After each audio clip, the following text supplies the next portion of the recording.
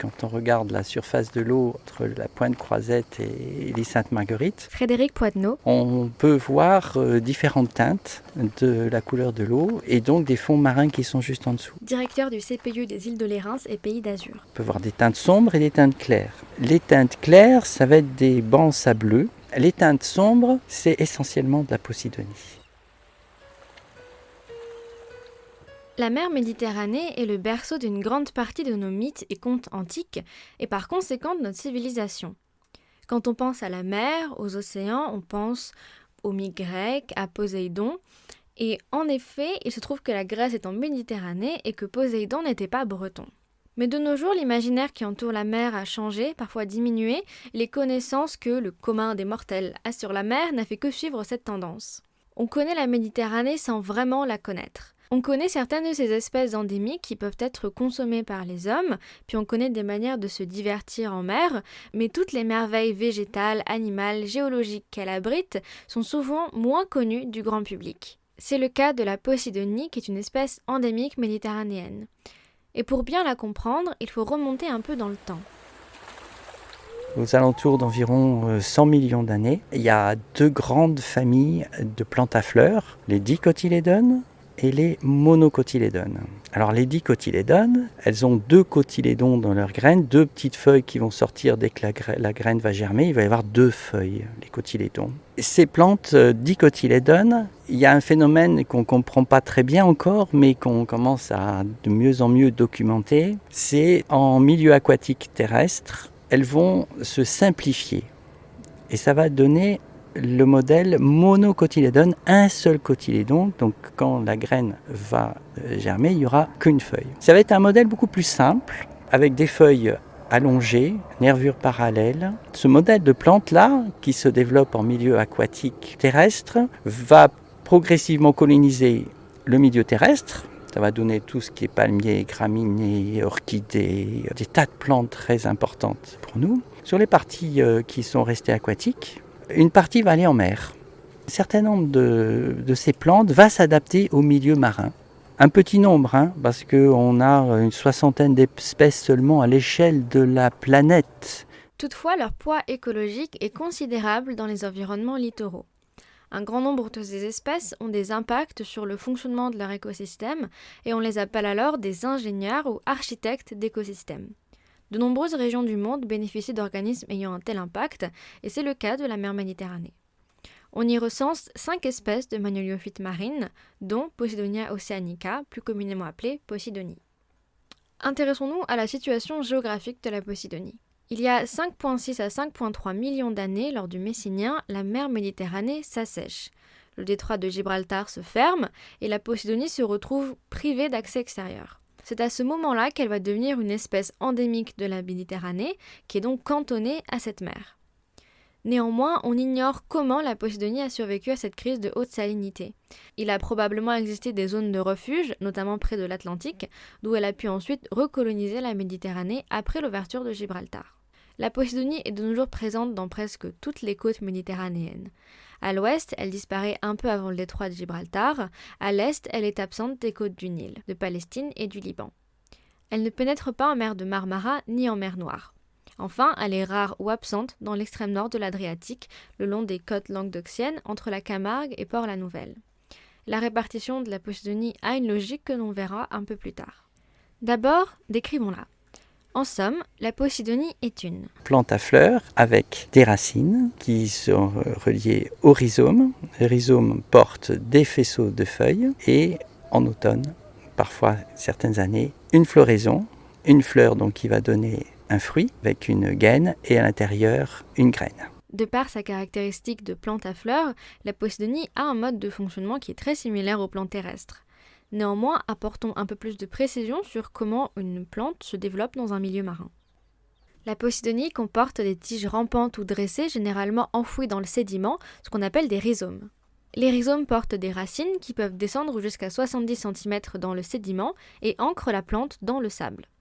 Grâce à ces enchevêtrements de rhizomes et de racines, la Posidonie colonise un terrain difficilement occupé par des algues, lesquelles dépourvues de racines ne peuvent pas se fixer sur ces substrats sableux. De l'autre côté, les rhizomes se terminent par des groupes de 4 à 8 feuilles qu'on appelle des faisceaux, qui vont être larges de 8 à 11 mm et longues de 20 à 80 cm. Ce qui va déterminer la longueur des feuilles sont les conditions de milieu de vie de l'herbier. Les feuilles ne dépassent pas ou très peu le niveau de l'eau. Similaire aux plantes terrestres, la posidonie va produire de nouvelles feuilles toute l'année qui vivront environ 8 mois. À leur mort, les feuilles ne se détachent pas en totalité. Seul le limbe est caduc, c'est-à-dire qu'il tombe, tandis que la graine basale, le pétiole, de quelques centimètres de longueur, reste fixée au rhizome. On l'appelle l'écaille. La chute des feuilles, comme leur formation, se produit tout au long de l'année. Une fois ancrés dans le sol, les rhizomes, feuilles mortes, racines et sédiments se densifient et forment une matte qui va permettre de solidifier le fond marin sous l'herbier. De par sa qualité de magnolyophyte, la posidonie a tous les acquis terrestres. Elle produit de la cellulose, de la lignine et possède également une reproduction sexuée. Pour comparer avec d'autres végétaux marins, les algues ne se développent pas de la même manière. Et pouvoir utiliser ces acquis terrestres dans un milieu marin est un élément crucial pour les écosystèmes. La lignine et la cellulose, c'est le bois. Donc c'est des rhizomes solides, c'est des fibres de posidonie solides, peu digérées par le milieu marin. Vu que ça a été inventé sur le terrestre, ça c'est pas très bien digéré dans le milieu marin, ça reste longtemps. Du coup, stockage dans la matte de posidonie. En effet, les matières organiques produites par la posidonie se retrouvent enchevêtrées dans la matte pendant plusieurs siècles, voire millénaires. En comparaison à l'abondance de racines, les fleurs de posidonie sont bien plus rares. La floraison se fait à l'automne et les fleurs sont hermaphrodites. 4 à 10 fleurs sont regroupées en une inflorescence au sommet d'un pédoncule de 10 à 30 cm de longueur. La floraison ne se produit pas tous les ans, en particulier dans les eaux relativement froides du sud de la France. On n'est pas encore exactement sûr de comment est-ce que cette floraison se met en place, mais elle semble être induite par des températures estivales élevées et par une température de environ 20 degrés en octobre. Néanmoins, ce phénomène de floraison reste peu prévisible et par conséquent un peu magique. Après la floraison et s'il y a eu fécondation, il faudra 6 à 9 mois aux fruits de posidonie pour mûrir. Entre mai et juillet, ils se détachent et flottent un certain temps jusqu'à s'échouer en grand nombre sur les plages si le courant leur est favorable.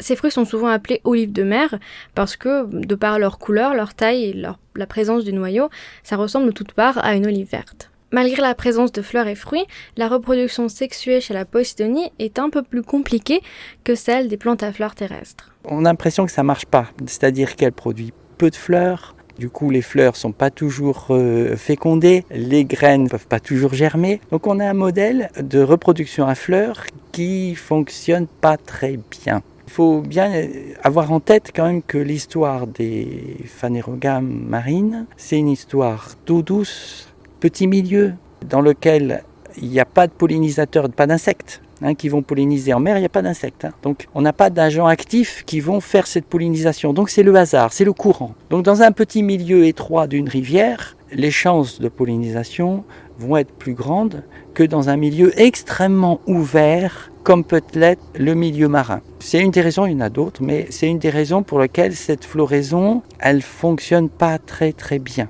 Alors il y a un autre moyen de reproduction, c'est le bouturage, la reproduction végétative. Et puis une pérennité dans le temps, c'est-à-dire qu'un rhizome, il fonctionne de très nombreuses années. On n'a pas besoin de refaire une plante annuellement, comme c'est dans certaines autres espèces, où à chaque fois il faut repartir d'une graine tous les ans. Là, bien au contraire, on est sur un modèle de pérennité. Un rhizome, tant qu'il n'est pas cassé, il pousse. On peut avoir des rhizomes de plusieurs centaines, plusieurs milliers d'années d'existence, tant qu'ils ne sont pas cassés. Pour éviter d'être fragilisée, la posidonie se répartit sur le littoral pour des raisons bien précises. Elle n'est présente que sur le littoral parce que c'est une plante photosynthétique et qui a besoin de lumière pour se développer. C'est en fait l'un des facteurs les plus importants dans la répartition et la densité des herbiers de posidonie. On la trouve généralement le long des côtes, entre 0 et 50 mètres de profondeur. Néanmoins, elle n'est pas présente à l'embouchure des fleuves côtiers, comme dans l'étroit de Gibraltar ou au bord du Nil par exemple, parce que la posidonie craint la dessalure, la faible concentration de sel. C'est notamment à cause de la faible salinité de la mer de Marmara que la posidonie y est éliminée. Il y a eu des températures extrêmes mesurées dans un herbier de posidonie qui est allé de 9 degrés à 29,2 degrés Celsius. Il est possible que les températures plus basses ou plus hautes soient supportées, mais uniquement exceptionnellement. En moyenne, un herbier de Posidonie ne va grandir en hauteur que de 1 mm par an. Il faudra 1000 ans pour récupérer 1 mètre d'herbier endommagé. C'est pourquoi la Posidonie craint des courants trop intenses. Des tempêtes viennent à arracher des faisceaux de feuilles, certains constitueront ainsi des boutures. Mais elles peuvent aussi éroder la matte, soit avec des dommages directs, soit en la vidant de sédiments, ce qui la fragilise. Par exemple, les herbiers de Posidonie qu'on voit au bord de Cannes sont ce qu'on appelle des herbiers de plaine. Mais il existe un type d'herbier qui supporte un hydrodynamisme important. L'herbier de plaine est le plus courant en Méditerranée, où il se présente sous forme de prairies plus ou moins continues, horizontales ou en pente modérée. Contrairement à lui, l'herbier de colline est moins fréquent. Il se rencontre entre 15 et 30 mètres de profondeur. Les forts courants influent sur les boutures de Posidonie et donnent naissance à des sortes de collines qui s'accroissent en largeur et en hauteur au gré des courants. Il existe également un autre type d'herbier qui se rapporte plus à l'herbier de plaine, l'herbier récif. Une des particularités de l'île Sainte-Marguerite, c'est d'avoir un herbier récif. Mais pourquoi récif ? C'est la Posidonie qui croît vers le haut, elle a une croissance forte vers le haut, et la matte va s'accumuler de siècle en siècle. Arrive un moment où les feuilles vont toucher la surface de l'eau. Ce moment-là, c'est un moment particulier parce que ça a formé un relief sous-marin proche de l'eau. Les vagues vont pouvoir casser, ça va une diminution de la profondeur de l'eau, du coup les vagues vont casser sur ce récif-là, d'où le mot récif, et puis derrière, il y aura des vagues plus douces, moins fortes, c'est ce qu'on appelle un lagon. Donc on est typiquement dans le même schéma qu'un récif corallien, où ça a été bien sûr largement décrit à des dimensions beaucoup plus grandes, c'est le même phénomène. On a une barrière rocheuse de massifs de corail, sur lequel les grands houles du large cassent. Derrière, on a un lagon dans lequel les vaguelettes, on a surtout des vagues de vent ou des résidus de houle, mais du coup l'hydrodynamisme est beaucoup plus faible dans cette partie du lagon. Alors ça se traduit sur Sainte-Marguerite par des herbiers avec des feuilles qui peuvent apparaître quand il y a des anticyclones, c'est-à-dire que l'air est lourd, appuie sur l'eau, le niveau de la mer descend et les feuilles apparaissent. C'est le cas souvent en été. Par contre, cet herbier de Posidonie, patrimonial, parce qu'il faut des millénaires pour fabriquer une structure de cette nature-là, elle a été partiellement détruite juste au niveau de l'embarcadère pour permettre le passage de bateaux attirant d'eau un peu plus important. Donc ça a été fait dans les années 60. Ces récifs ont été répertoriés sur toutes les côtes de la Méditerranée, ce qui a permis d'inventorier seulement 75 formations récifales le long du littoral méditerranéen français. Sur ces 75 formations, 13 ont été détruites, essentiellement par des aménagements côtiers et des ouvrages gagnés sur la mer. Ces destructions sont néanmoins antérieures à la mise en place du statut de protection de la Posidonie en 1988. Il est donc très important, pour pouvoir protéger le littoral, de préserver ces 62 récifs restants. L'herbier de Posidonie, qui forme de vastes espaces de prairies sous-marines, va constituer un habitat privilégié pour les fonds littoraux. Ça va servir de base pour de très nombreuses espèces, pour vivre sur tout le cycle de reproduction de ces espèces. Donc ça peut être sur la reproduction, sur les zones de frai, sur des zones de recrutement pour les petits alevins pour qu'ils puissent se développer. Ça va donner des cachettes, ça va donner des substrats. Les feuilles de Posidonie sont épiphytées, c'est-à-dire qu'elles servent de substrat à une centaine d'autres espèces différentes qui vivent sur la feuille. Ce ne sont pas des parasites, ça ne rend pas malade la Posidonie. C'est juste pour ces espèces, le substrat de vie, c'est la feuille de Posidonie. Énormément de poissons littoraux vivent dans l'herbier de Posidonie. Les roches ne sont jamais très loin, donc il y a des poissons de roche qui sont dans la roche mais qui vont faire des passages dans la Posidonie et réciproquement. Un poisson emblématique de la Posidonie, c'est les bancs de saupe, qui est un poisson herbivore, un des rares poissons herbivores, donc qui broutent des feuilles de Posidonie, les algues aussi d'ailleurs. On peut très facilement observer ça sur les feuilles de Posidonie qu'on trouve sur la plage. Quand on trouve une feuille avec une petite encoche semi-circulaire, c'est la trace d'une mâchoire d'une saupe. Ça va servir donc de cachette aussi. tout le réseau de rhizomes sert de cachette pour un certain nombre de poissons. Il y a une vie nocturne et une vie diurne en fonction du cycle de vie de chaque espèce. Les chasseurs du jour et les chasseurs de la nuit, les proies du jour et les proies de la nuit. Il y a toute une dynamique très intense qui se met en place sur ces vastes herbiers. C'est pour ça que c'est vraiment un herbier constructeur, qui construit à la fois son propre espace, mais qui construit aussi l'espace pour les autres. Pour des espèces de poissons, pour les oursins, pour les acidies, un très grand nombre d'espèces marines, quel que soit leur embranchement, vivent dans l'herbier ou dépendent de l'herbier. Une autre fonction très importante, c'est tout ce qui est détritivore. L'herbier produit beaucoup de matière organique, les animaux qui y vivent aussi. Donc il y a tout un ensemble de détritivores, par exemple tout ce qui est bactéries, qui vont se fixer dans le sable et dans les rhizomes, qui vont pouvoir recycler la matière organique. On a tout ce qui est holoturie, par exemple, qui, elle, se trouve plutôt dans les bancs sableux. Les intermates vont aussi jouer un rôle dans cette dynamique écologique. Un rôle d'évacuateur, c'est-à-dire que cette zone d'herbier, les courants rentrent là-dedans et évacuent la matière organique en excès vers le large. Donc ça maintient en bonne santé l'herbier de Posidonie. La superficie totale des herbiers de Posidonie a été évaluée à plus de 12 000 km².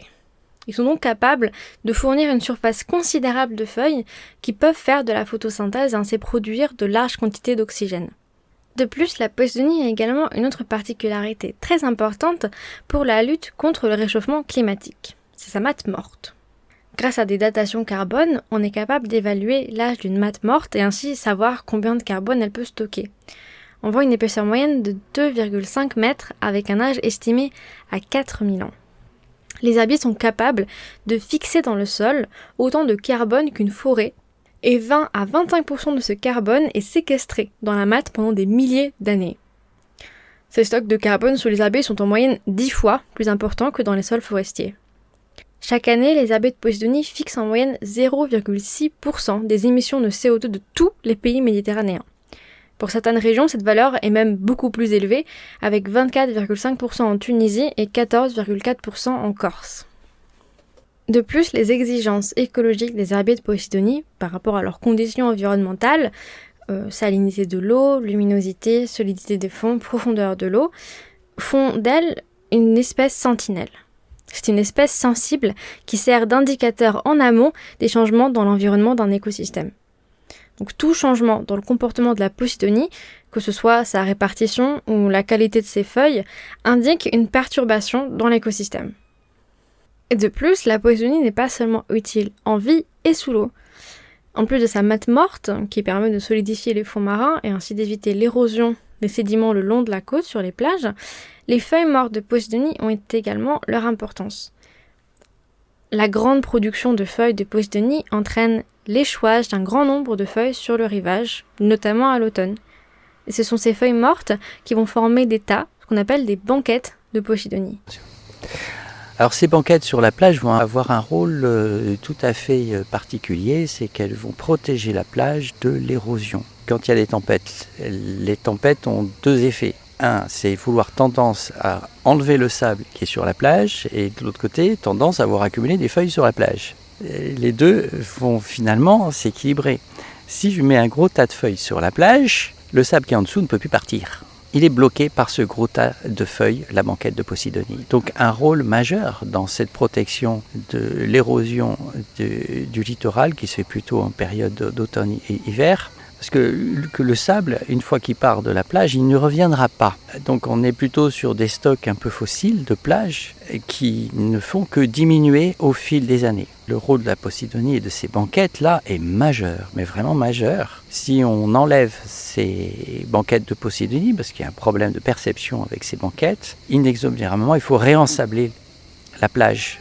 Parce qu'au bout d'un moment, l'érosion aura été trop importante, il va falloir réensabler. Donc qu'est-ce que ça veut dire réensabler ? Trouver du sable d'ailleurs. Donc on va détruire un autre écosystème dans lequel se trouve la carrière de sable, pour faire accumuler un grand moyen logistique, de camions, de bulldozers, pour réensabler la plage. Donc des coûts pour la collectivité qui sont très importants, des coûts pour les écosystèmes qui sont aussi très importants. Et c'est un peu le puits sans fond, c'est-à-dire que inexorablement, l'érosion du littoral progresse. Donc le sable repartira. Alors, ça va durer 1 an, 2 ans, et il faudra réensabler, 3 ans peut-être, qu'importe. Le processus, il est là. Donc la solution trouvée par la nature pour lutter contre l'érosion du littoral, c'est d'avoir une banquette de Posidonie sur la plage.